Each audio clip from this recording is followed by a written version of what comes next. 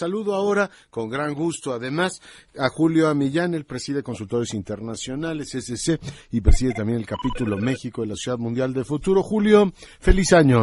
Pues muy feliz año, tanto a ti, con mucho gusto, con todo cariño para todos los agentes que trabajan contigo, que son una maravilla en términos de esfuerzo, y a todo el público que generosamente siempre sigue, pero que te sigue con tanto interés. De veras, Leonardo, muchas felicidades. Igualmente, Julio, y a ti, por supuesto, con gran interés. ¿De qué vamos a platicar hoy? Pues mira, hay un tema que a mí me gustaría iniciar. Es el tema del cambio climático y riesgos alternativos, que pues nos damos cuenta ahora que desde finales del año pasado, tú te recuerdas, el 30 de noviembre al 11 de diciembre, se llevó a cabo en París pues la 21ª Conferencia Internacional del Cambio Climático. Sí. Y yo creo que es un tema de gran trascendencia, pues permite, digamos, por lo pronto, identificar y sensibilizar a muchos países de qué es lo que está pasando en muchos casos, ¿no? Y hacer un esfuerzo de lo que puede hacerse el humano, no necesariamente por la parte planetaria, sino la parte humana, de poder bajar hasta por debajo de 2 grados lo que se ha incrementado de temperatura en el mundo. Y yo creo que pues es obvio, porque previo precisamente a esta reunión, el gobierno de China pues publicó un reporte sobre el cambio climático con resultados pues muy alarmantes, ¿no? El escenario en el futuro, incluso en las medidas que se han tomado, que decidido implementar, es regresar a niveles de la era preindustrial. Uh-huh. Y esto representa un esfuerzo enorme, porque las zonas internas hay una alteración en los ciclos de lluvias y está afectando seriamente la actividad agrícola, por ejemplo, en China. Y esto es grave porque pues ellos son 1.300 millones de habitantes, y teniendo menos agua y los ciclos diferentes, la alimentación cambia sustancialmente, ¿no? Y también el reporte señala riesgos en naciones pues aledañas, con los recursos hídricos, acuíferos transfronterizos pues cambiados, y esto cambia también el movimiento de personas, hay expulsión de refugiados.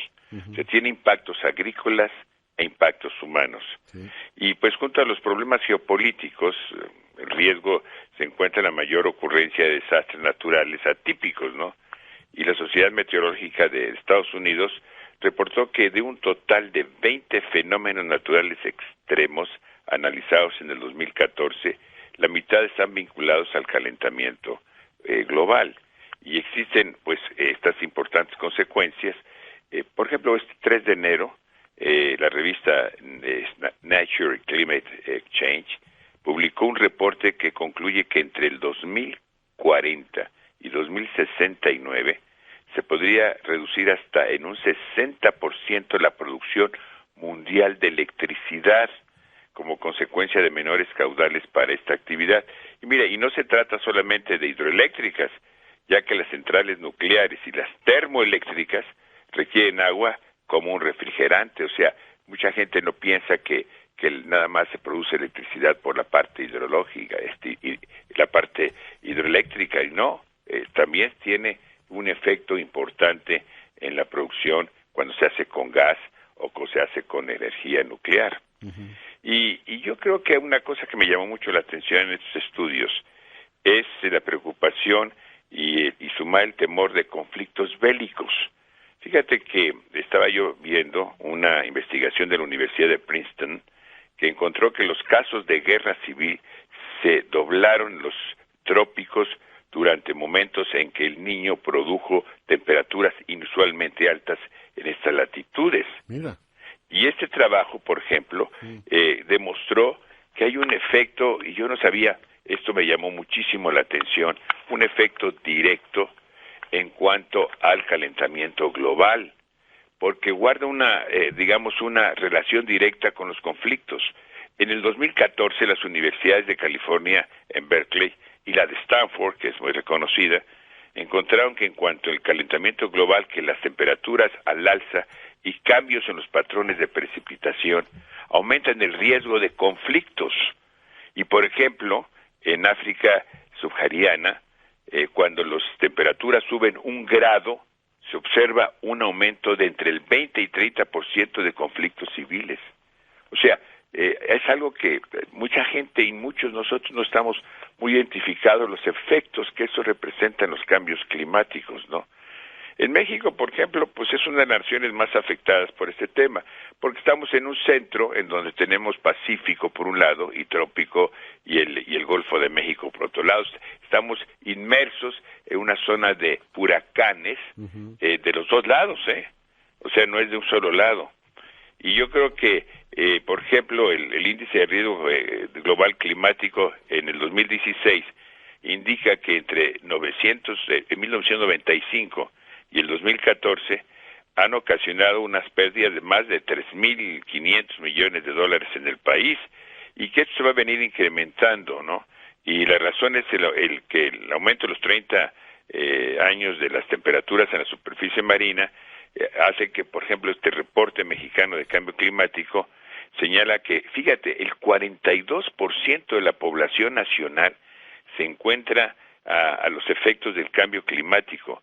Y yo creo que o sea, que estamos en un proceso de riesgos, que si el cambio climático, independientemente no se bajan las temperaturas, tendremos que tener un fondo de desastres y tener que tener un sistema de control mucho mayor que lo que hoy tenemos.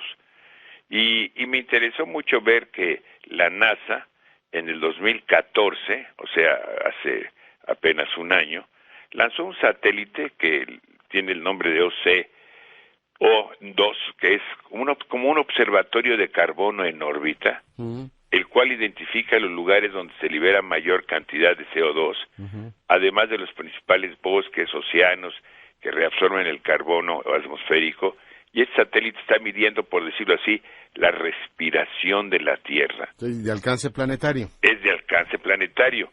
Y yo creo que este asunto, por ejemplo, la energía nuclear, que es una opción viable para generar energía y reducir drásticamente el uso de carbón, y otra medida que he encontrado tiene una cantidad de opositores enorme, también tiene otra situación que tiene la ventaja de que si se usa bien, puede también reducir el calentamiento global. Entonces imagínate, estás en una pinza entre que lo que genera menos calor, que es la energía nuclear, por otro lado tiene el gran riesgo que se ha generado en muchos países en términos de una oposición real. Entonces, yo creo que ya hay un daño irreversible, eso lo señala la ONU, que yo creo que si incluso los países reducen sus emisiones, la temperatura global aumentará entre 2.7%, que me parece muy alto, 2.7 grados, para el 2100, cuando el compromiso es que no aumente más de 2 grados.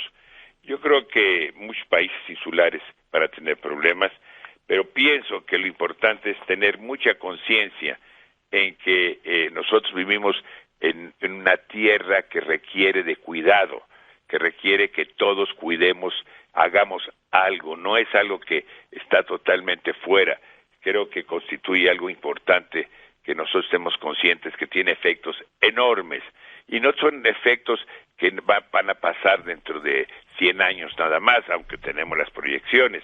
No, son cosas que están pasando ahora y que tenemos que irlos viviendo y tenemos que irnos ajustando a eso, Leonardo. Claro. Pues Julio, te agradezco muchísimo tu comentario. Te agradezco mucho y muy buen día. Lo mismo, te deseo un feliz año. Julio Millán, para fortuna nuestra, todos los